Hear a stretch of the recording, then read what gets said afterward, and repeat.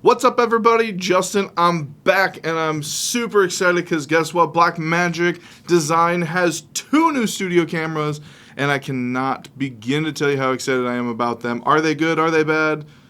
They're good. Let's get to it.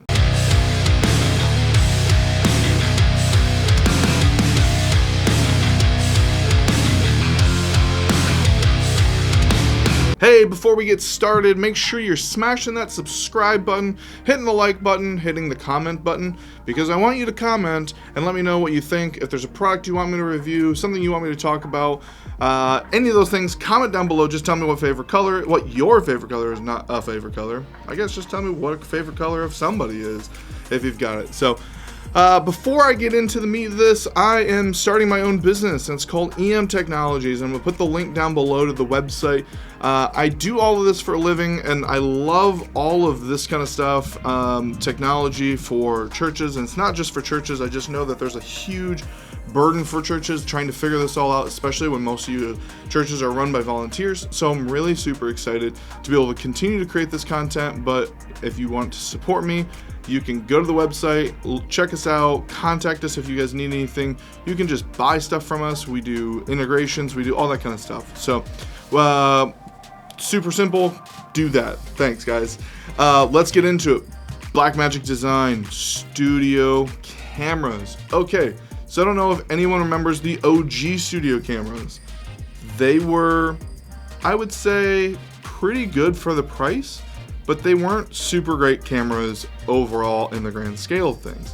Especially as like the Ursa minis came out, the pocket cameras got updated.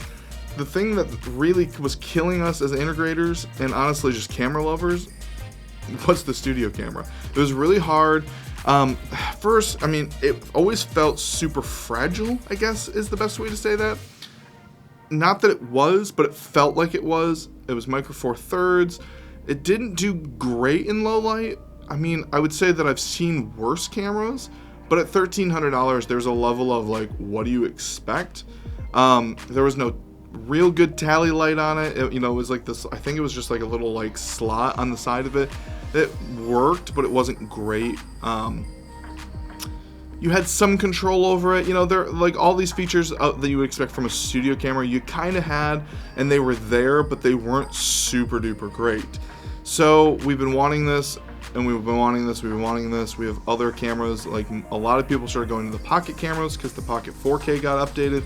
Then you got the Pocket 6K that came out, and those cameras were great. They had awesome sensors, a great color, easily controllable. They came out with updates where the A10 minis could control the Pocket 4Ks. There's just so many things that made those cameras great, and we started suggesting people buy those cameras instead of studio cameras. I don't think I've sold a studio camera in a couple of years, outside of a couple of locations that really kind of like, it made sense. So super pumped that they upgraded them. And I like that they have 2 different versions. I'm going to look at some of my notes here just so that I don't misspeak on what they are. So the 2 versions of the camera are the Blackmagic Studio Camera 4K Plus, which is the cheaper version. That's $12.95, and then there's the Blackmagic Studio Camera 4K Pro, which is $17.95. So I think that this is the big thing, is that the Plus is definitely more of a direct replacement.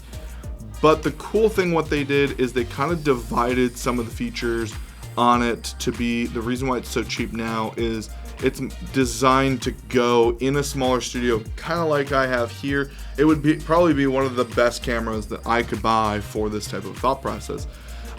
It's got Hdmi Out only, and I believe, hang on, let me scroll back up here and get to it real quick.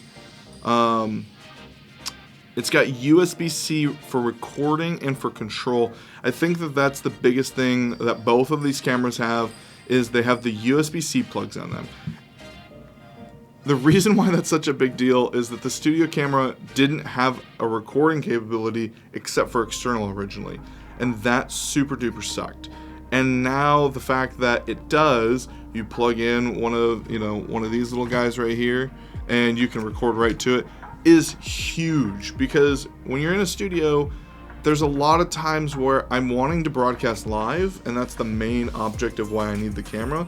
But if I can locally on, like, say, like, we're doing baptismals, and we don't have the recording, you know, capability, like, kind of set up as an overall, I can just dump a USB-C drive into there and hit record. Or if I'm sitting in a studio and I want to ISO my cameras, I can now do that on a portable drive, which is a big deal. I can take that camera anywhere I want to, record locally to it. It's awesome. Love, love, love that. There's HDMI out on it. That's a huge deal because there's a lot of people that are doing these whole the Blackmagic mini A10s that are HDMI only. I think that's huge. A lot of my computers are HDMI inputs only. There's a lot of reasonable reasons to have an HDMI output on this camera, and I love that they did that. They updated the SDI on the Pro to be 12G SDI. That's just so that it can handle the higher frame rates and higher resolutions. The 10 gig Ethernet port on the Pro, I think, is probably one of the bigger things that I think is a huge thing. You buy the converter now that they have, and it'll pass video, power, and audio all over an Ethernet cable. Huge deal. Being able to have 2 SDIs and power and potentially a COM cable all run to this camera just starts to get really cumbersome and messy when you're doing installs, and now you have one Ethernet cable that pops up there, does it all. I love that they updated the giant tally light right on the forehead of the camera. Then it also comes with the sticker numbers, so you can number it, which is even better in like a smaller studio space. Like if I had like 2 or 3 of them, I'd be able to sit there and go, know that, like, okay, at this point I'm gonna go and I'm gonna talk to camera 1, I'm gonna talk to camera number 3, so forth. So I think that's a huge deal. I'm really excited about it. The bigger thing that I think of all of those are big deals to me, the biggest deal is, and this is a classic problem that I have at my church right now, is that we have the guy that's in charge of video who wants to be able to take the raw camera, bring it back into the computer later on, color correct it how he wants to color correct it, trim it all up, and like cut it. Boom, that's great. Well, we're using DSLRs, so he's trying to like record it in like a raw flat format that really like gray, if you don't know what I'm talking about. It gives you like a full range of color that you can edit with, and it like all of that totally makes sense 100%. The problem is that we also are using those cameras for our live stream, so now we're trying to do some like kind of wanky-ish coloring correction in OBS. Like I'm assuming a lot of you guys are, and they look fine. Like there's not really, it's nothing the end of the world for what we're doing, but now with this camera, it allows us to record in B-RAW from Blackmagic, which if you've not been recording in B-RAW, it is probably one of the easiest, best codecs you can ever work in. If you're not using it and you have the capability of using it, do it. I believe one of the video assists lets you record in B-RAW, hooks up to a DSLR. I'm pretty positive that's how that works. I think it's the bigger Pro version. You need to be working in B-RAW. Smaller file sizes, lots of data still available. It's phenomenal. Tangent. It lets you record into B-RAW, which is awesome. It lets you record in film mode, which is that flat look, while also outputting on the SDI or HDMI a full video codec, which is like the ungray. It's all of the cool, great, awesome color. So he gets what he wants, I get what I want for the live side of things, and it's the best of both worlds. That is such a huge thing. And you may be asking yourself, well, Justin, is it a really big deal if I don't do that? Well, it may. At some point in time, someone may come to you and say, hey, we really want to film this, and we want to stylize it later on. Like when you sit there and you look at people like Elevation Church and what their live sermons look like versus like some of those like Instagram reels, how they have like a different colorization or something along those lines. They've taken that after the fact and they've stylized it. This now allows you to take video, record it, store it for a later time, and maybe in like 2 or 3 years, pastor's going to be speaking on the same thing, and you go back to that old sermon, and you want to stylize it to fit the new message that he's recording now. That's more so the big deal.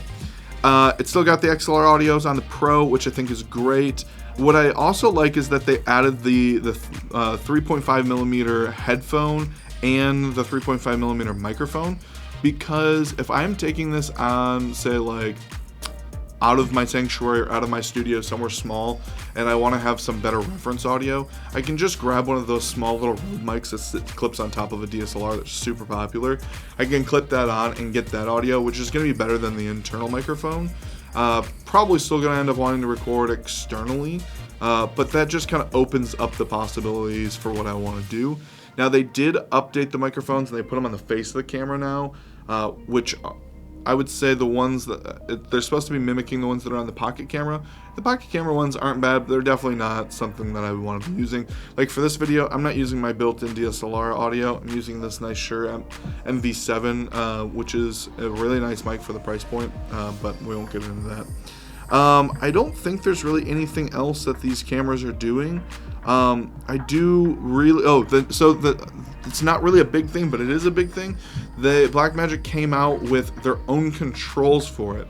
So you don't have to figure out which controls work, which ones don't. Hang on, let me scroll down, get to these. So you have the focus and the zoom demand, which are $245 a piece, and they daisy chain through to the USB-C, which is great. So you've got zoom in one hand, focus on the other hand, so you're not like reaching up trying to grab the camera to zoom in or focus, and you're trying to zoom, you accidentally focus, or you're trying to focus and you actually zoom. Now you have them in your hands. You don't have to find a third party, and they fit really well. They work really well. USB-C out into the next one, out of that one, into one of the two USB-C ports in the face of the camera, and boom, you've got control, and you still have the USB-C port to record. Super huge deal. Love it. And that's really all that they came out with. The converter for doing the I'm just blanking. The Ethernet port is $895. It's called the Blackmagic Studio Converter. What the converter does, let's see if we can get a little bit more of a breakdown.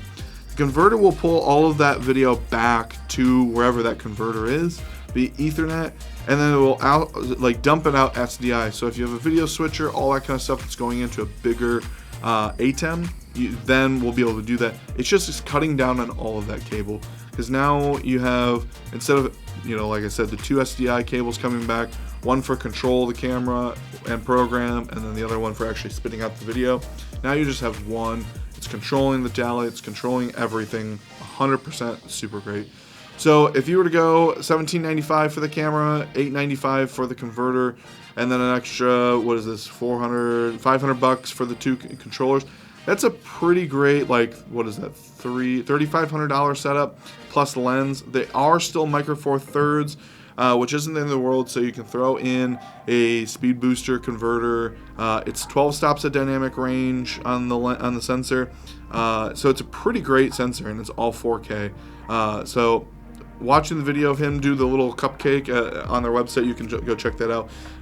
They do pretty great. There's a lot of control that you have for this camera. So I think that if you're a church and you're looking to upgrade cameras, you don't have tons of money, you have a couple $1,000s, you want one really good camera, I think that this camera would be great.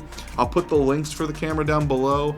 I'm gonna wrap it up with that. Thanks so much. Comment down below, let me know if you've bought one of these, if you have one of the old ones, what cameras are you using? Love to know. And if there's more questions about cameras that I can help you with, let me know. I would love to answer them. Thanks so much. Don't forget to subscribe, and don't forget to check out the podcast, Technical Arts with Justin Edmonds. I'm getting ready to record another podcast in a couple of weeks here. This video format is also, I'm taking the audio and putting that on the podcast as well, so that you don't have to watch, because it's just me sitting here talking and pointing things and whatnot. So again, thanks so much. Until next time, I'm Justin.